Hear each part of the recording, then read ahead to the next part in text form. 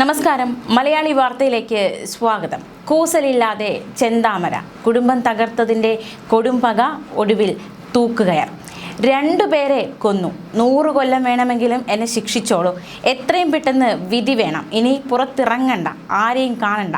പ്രതികാരം അവസാനിച്ചിരിക്കുന്നു. 3 പേരെ, 3 ജീവനുകളെ യാതൊരു ദയവുമില്ലാതെ വെട്ടി നുറുക്കി ഈ ഭൂമുഖത്ത് നിന്ന് തുടച്ചു നീക്കിയ ശേഷം ചെന്താമര എന്ന കൊടും കുറ്റവാളി Alathur judicial first class magistrate കോടതിക്ക് മുന്നാകെ പറഞ്ഞ വാക്കുകളാണിത്. കേരളത്തിൽ വീണ്ടും ഒരു തൂക്കുകയർ ആരാച്ചാർ തയ്യാറാക്കിയിരിക്കുകയാണ്. കേരളത്തിലെ നടുക്കിയ ആ കൊലപാതകം, അതിൻ്റെ പിന്നാമ്പുറത്തേക്ക് പോകാം. ആദ്യ കൊലപാതകം. തൻ്റെ ഭാര്യയും മക്കളും തന്നെ വിട്ടുപോയതിൻ്റെ ഭാരം പേറി കഴിയുന്ന ചെന്താമര എന്ന നാട്ടിൻപുറത്തുകാരൻ. ആ വേദന അയാളെ ഭ്രാന്തമായ തലങ്ങളിലേക്ക് നയിക്കുന്നു.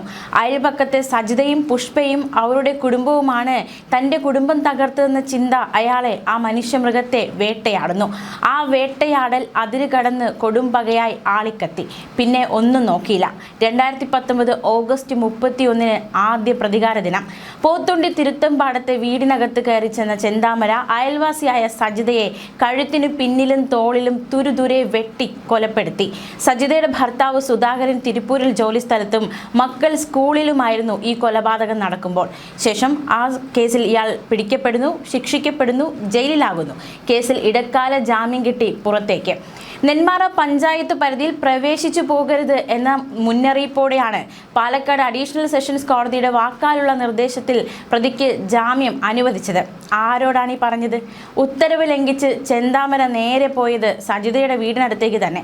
തൊട്ടടുത്ത വീട്ടിൽ താമസിച്ച് 1.5 മാസമായി ഇയാൾ ആ കുടുംബക്കാരെ മുഴുവൻ ഭീഷണിപ്പെടുത്തി, ഭീതിയുടെ മുൾമുനയിൽ നിർത്തി.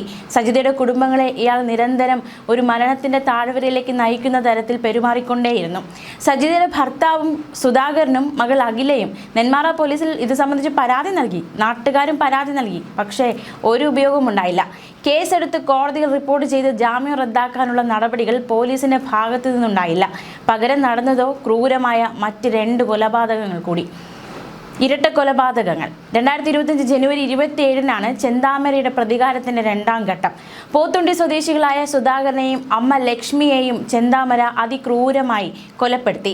സ്കൂട്ടറുമായി വീട്ടിൽ നിന്നിറങ്ങിയ സുധാകരനെ ചെന്താമര തന്റെ വീടിന് മുന്നിൽ തടഞ്ഞു നിർത്തി വെട്ടി വീഴ്ത്തുകയായിരുന്നു. നിലവിളി കേട്ട് ഓടിയെത്തിയ അമ്മ ലക്ഷ്മിയെയും വെട്ടി പരിക്കേൽപ്പിച്ചു. ഇവർ ആശുപത്രിയിൽ വെച്ചാണ് മരിച്ചത്. കൊലപാതകങ്ങൾക്ക് ശേഷം സംഭവ സ്ഥലത്ത് നിന്ന് ഓടി രക്ഷപ്പെട്ടു ചെന്താമര. ഇയാൾ ഒളിച്ചതാകട്ടെ പോത്തുണ്ടി വനമേഖലയിൽ. ഈ വനമേഖലയിൽ പോലീസ് പ്രതിയെ തേടി അരിച്ചു പെറുക്കുന്നുണ്ടായിരുന്നു. അവരുടെ നീക്കങ്ങൾ ചെന്താമര മറുവശത്തിരുന്ന് നിരീക്ഷിക്കുന്നുണ്ടായിരുന്നു. അവന് വിശപ്പ് സഹിക്കാനാകില്ല സാറേ, അതുകൊണ്ട് അവൻ ഇറങ്ങി വരും, ഉറപ്പാ. ഉറ്റവരുടെ ഈ വാക്ക് അസ്ഥാനത്തായില്ല. വിശന്നാൽ ചെന്താമര പിന്നെ ഒന്നും സഹിക്കാൻ പറ്റില്ല. എവിടെയാണോ ഒളിച്ചിരിക്കുന്നത് അവിടെ നിന്ന് ജനവാസ മേഖലയിലേക്ക് വരും ഭക്ഷണം കഴിക്കാൻ. ആ ഒരു കാത്തിരിപ്പിലായിരുന്നു അന്വേഷണ സംഘം. തെറ്റിയില്ല, ഇറങ്ങി വന്നു. വിശന്നാൽ ചെന്താമര മലയിറങ്ങി വരുമെന്ന നിഗമനത്തിൽ കാടിനു ചുറ്റും പോലീസ് വല വിരിച്ച് കാത്തിരുന്നു. ആ വലയിൽ പ്രതി എത്തി. 2 രാത്രിയും 2 പകലും നീണ്ട തിരച്ചിലൊടുവിൽ ചെന്താമര പോലീസ് വിരിച്ച വലയിൽ വന്നു പെടുകയായിരുന്നു. പോലീസ് പിടിയിലായ ചെന്താമര ആദ്യം ആവശ്യപ്പെട്ടതും ഭക്ഷണം തന്നെയായിരുന്നു. തണ്ടർബോൾട്ടിൻ്റെയും പോലീസിൻ്റെയും സഹായത്തോടെയാണ് അന്ന് പ്രതിയെ പിടികൂടിയത്. മന്ത്രവാദത്തിനും അന്ധവിശ്വാസങ്ങൾക്കും അടിമയായിരുന്നു ചെന്താമര. ചെന്താമരയുടെ ഭാര്യയും മക്കളും പിണങ്ങിപ്പോയത് സജിതയും അയൽവാസിയായ പുഷ്പയും ചേർന്ന് കൂടോത്രം ചെയ്തിട്ടാണെന്ന് ചെന്താമര വിശ്വസിച്ചു. നീണ്ട മുടിയുള്ള ഒരു സ്ത്രീയാണ് എല്ലാത്തിനും പിന്നിലെന്ന് അയാൾ ഉറച്ചു വിശ്വസിച്ചു. കൂടോത്രം ചെയ്യാൻ അവർക്ക് കൂട്ടുനിന്നത് സജിയുടെ ഭർത്താവ് സുധാകരനാണെന്ന് ചോദ്യം ചെയ്യലിനിടെ പ്രതി പറഞ്ഞിരുന്നു. തൻ്റെ ജീവിതം ഇല്ലാതാക്കിയവരെ നശിപ്പിക്കാനായി പകയും മനസ്സിൽ കരുതിയാണ് ഓരോ ദിവസവും കഴിച്ചുകൂട്ടിയതെന്നും യാതൊരു കൂസലുമില്ലാതെ ചെന്താമര പോലീസിനോട് വിവരിച്ചു. 3 കൊലപാതകങ്ങൾ നടത്തിയതോടെ പേടിച്ചാണ് ചെന്താമരയുടെ ലിസ്റ്റിലെ 4ാമത്തെയാൾ, അതായത് അയൽവാസിയായ പുഷ്പ. വളരെയധികം ജസ്റ്റ് മിസ്സിൽ പുഷ്പ ജീവൻ രക്ഷപ്പെട്ടു എന്ന് വേണമെങ്കിൽ പറയാം. പുഷ്പയും ചെന്താമരയുടെ ലിസ്റ്റിൽ ഉള്ള ഒരു വ്യക്തിയായിരുന്നു. പുഷ്പ ഈ നാട് വിട്ട് തന്നെ ഓടിപ്പോയിരിക്കുകയാണ്. എവിടെയോ പോയി ചെന്താമരയെ ഭയന്ന് ജീവിക്കുകയാണ്. എന്തായാലും ആ ഭയം ഇനി വേണ്ട. കാരണം തൂക്കുകയർ വിധിച്ചിരിക്കുകയാണ്. ചെന്താമര ഇനി പുറത്തിറങ്ങില്ല.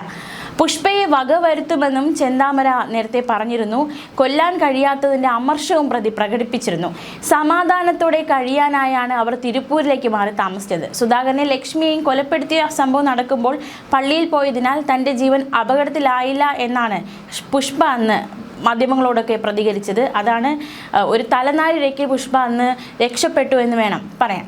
അയൽക്കാർക്ക് പോലും ഉണ്ട് പേടി ഈ പ്രതിയെ. ഇയാളെ പേടിച്ച് നിർണായക സാക്ഷികൾ വരെ മൊഴിമാറ്റുകയുണ്ടായി. കൊലപാതകത്തിന് ശേഷം ചെന്താമര കൊടുവാളുമായി നിൽക്കുന്നത് കണ്ടെന്ന് പറഞ്ഞ വീട്ടമ്മ ഒന്നും കണ്ടിട്ടില്ലെന്ന് പിന്നീട് പോലീസിൽ തിരുത്തി മൊഴി നൽകി. ചെന്താമര സുധാകരനെ കൊല്ലുമെന്ന് പറഞ്ഞ് ഭീഷണിപ്പെടുത്തിയെന്ന് ആദ്യം പറഞ്ഞ നാട്ടുകാരനും ഒന്നും അറിയില്ലെന്ന് പറഞ്ഞ് പിൻവാങ്ങി. കാരണം ഭയം. ചെന്താമര എന്ന ഇയാളെ പേടി. കൊലപാതക ദിവസം ചെന്താമര വീട്ടിലുണ്ടായിരുന്നെന്ന് ആദ്യം പറഞ്ഞ രണ്ടുപേരും പിന്നീട് കൂറുമാറി. എന്നാൽ ചെന്താമര കൊല്ലാൻ തീരുമാനിച്ചിരുന്ന അയൽവാസിയായ പുഷ്പ മൊഴിയിൽ ഉറച്ചു നിന്നു. കൊലയ്ക്ക് ശേഷം ചെന്താമര ആയുധവുമായി നിൽക്കുന്നത് കണ്ടെന്ന കാര്യം പുഷ്പ പോലീസിനോട് ആവർത്തിച്ചു പറഞ്ഞു. തന്റെ കുടുംബം തകരാൻ പ്രധാന കാരണക്കാരിൽ ഒരാൾ പുഷ്പയാണെന്നും അവരെ വകവരുത്താൻ പറ്റാത്തതിൽ നിരാശയുണ്ടെന്നും ചെന്താമരയുടെ വാക്കുകൾ ബാക്കി.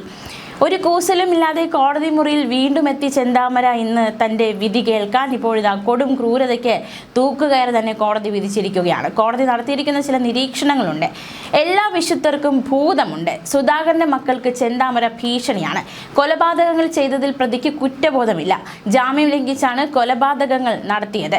ചെന്താമര വീണ്ടും കുറ്റം ചെയ്യാൻ സാധ്യതയുള്ള ആളാണെന്നും ജില്ലാ പ്രൊബേഷൻ ഓഫീസറുടെ റിപ്പോർട്ടുണ്ടെന്നും കോടതി വ്യക്തമാക്കി. ഈ കാര്യങ്ങൾ വ്യക്തമാക്കിയതിനു ശേഷം നിർണായകമായ വിധി കോടതി പ്രഖ്യാപിച്ചത്. കൊലപാതകം നടന്ന് 1.5 വർഷത്തിന് ശേഷമാണ് കേസിൽ വിധി വരുന്നത്. BNS വകുപ്പ് 103(1), 126(2) എന്നീ വകുപ്പുകൾ പ്രകാരമാണ് ചെന്താമര കുറ്റക്കാരനാണെന്ന് കോടതി വിധിച്ചത്. 2026 ഫെബ്രുവരി 23-നാണ് നെന്മാറ ഇരട്ടക്കൊലക്കേസിൽ വിചാരണ തുടങ്ങിയത്. 81 സാക്ഷികളിൽ 46 പേരുടെ മൊഴികൾ കോടതി പ്രതിക്ക് വായിച്ചു കേൾപ്പിച്ചു. തനിക്കെതിരായ എല്ലാ ആരോപണങ്ങളും ചെന്താമര നിഷേധിച്ചു. ശിക്ഷയെക്കുറിച്ച് എന്തെങ്കിലും പറയാനുണ്ടോ എന്ന ജഡ്ജിയുടെ ചോദ്യത്തിന് ഒന്നും പറയാനില്ല എന്നായിരുന്നു ചെന്താമരയുടെ പ്രതികരണം. വധശിക്ഷ ഉൾപ്പെടെ കിട്ടാവുന്ന കുറ്റകൃത്യമാണെന്ന് കോടതി ചൂണ്ടിക്കാട്ടിയപ്പോൾ തൂക്കിക്കൊല്ലാൻ വിധിക്കാമെന്ന് ഒരു ഭാവഭേദവും ഇല്ലാതെ പ്രതികരിക്കുകയായിരുന്നു പ്രതി വീണ്ടും കുറ്റകൃത്യം ചെയ്യാൻ സാധ്യതയുണ്ടെന്ന ജില്ലാ പ്രൊബേഷൻ ഓഫീസർ റിപ്പോർട്ട് കോടതി ചൂണ്ടിക്കാട്ടിയപ്പോൾ ഞാൻ ഗാന്ധിജിയെ പോലെയല്ല, കിട്ടിയാൽ കൊടുക്കും, അവനവന് വരുമ്പോഴേ വേദന അറിയൂ, നിങ്ങൾക്ക് ഇതുവരെ അത് ഉണ്ടായിട്ടില്ല, ഞാനായി പോകില്ല, വന്നാൽ വിടുകയുമില്ല എന്നായിരുന്നു പ്രതിയുടെ വീരവാദം. ശാസ്ത്രീയ തെളിവുകളും സാക്ഷിമൊഴികളുമാണ് ഇരട്ടക്കൊലപാതക കേസിൽ നിർണായകമായത്.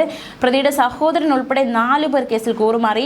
ഇവർക്കെതിരെ നടപടി ആവശ്യപ്പെടുന്നത് പരിഗണനയിലാണെന്ന് പ്രോസിക്യൂട്ടർ MJ വിജയകുമാർ അറിയിച്ചു. ആലത്തൂർ DYSP ആയിരുന്ന N മുരളീധരന്റെ നേതൃത്വത്തിലായിരുന്നു അന്വേഷണം. കേസിന്റെ വിചാരണ വേളയിലും സാക്ഷികൾ ഉൾപ്പെടെയുള്ളവർക്ക് നേരെ ചെന്താമര ഭീഷണി മുഴക്കിയിരുന്നു. എന്തായാലും ചെന്താമര എന്ന ഭീഷണി പലർക്കും, ആ ഭീതി പലർക്കും ഒഴിഞ്ഞു മാറിയിരിക്കുന്നു. തൂക്കുകയർ വിധിച്ചിരിക്കുന്നു കോടതി. അർഹിക്കുന്ന ശിക്ഷ ചെന്താമരയ്ക്ക് കിട്ടിയിരിക്കുകയാണ്. എന്തായാലും ഇതിന് എന്ന് നടപ്പിലാകുമെന്ന ചോദ്യം മാത്രം ബാക്കി. ന്യൂസ് ഡെസ്ക് മലയാളി വാർത്ത.